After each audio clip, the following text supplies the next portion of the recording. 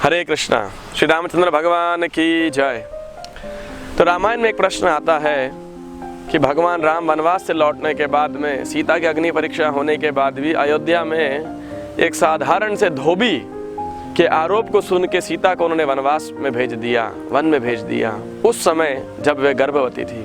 क्या भगवान राम ने सही किया और ऐसा क्यों किया? तो 3 स्तर पे हम इसको समझ सकते हैं। एक भौतिक स्तर पे भगवान श्री रामचंद्र एक आदर्श पति, एक आदर्श राजा, एक आदर्श पुत्र, एक मर्यादा पुरुषोत्तम की भूमिका निभा रहे हैं।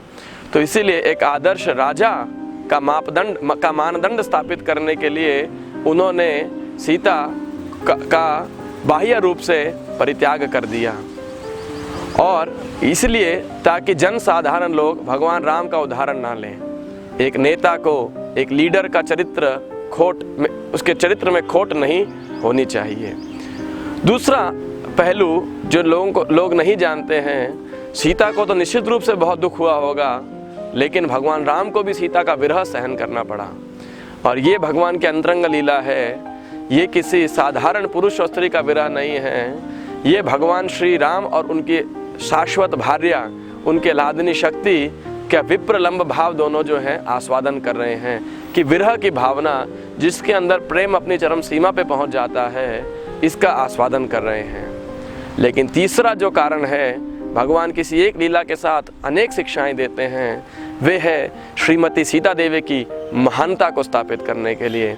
सीता देवी का इतना अहेतु का प्रेम था भगवान श्री राम के प्रति, ऐसी शरणागति की थी कि वन में उन्होंने लव और कुश को जन्म दिया और पूरा रामायण सिखाया। कहाँ तक, किस प्रकार भगवान राम ने सीता का अपहरण के बाद रावण का वध करके वापस लेके आए, अयोध्या नरेश बने, और किस प्रकार एक आदर्श राजा होते हुए अपनी पत्नी से उन्हें आसक्ति का त्याग कर दिया। ऐसा और उनको इस रामायण का, इस भगवान श्री राम लीला का गान करना सिखाया।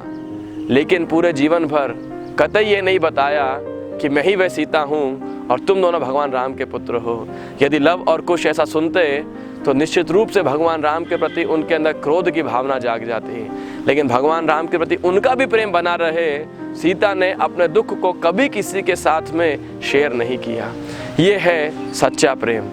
आज की दुनिया में तो थोड़ी सी गलतफहमी होते हुए भी लोग एक दूसरे का त्याग कर देते हैं, निंदा चुगली करते हैं। लेकिन सीता देवी इतना होने के बाद भी सदैव भगवान राम के चरण कमलों में शरणागत रही। उनका प्रेम सदैव रहा, कभी भी उन्होंने रामचंद्र के अंदर कोई गलती नहीं निकाली। ये है शाश्वत प्रेम।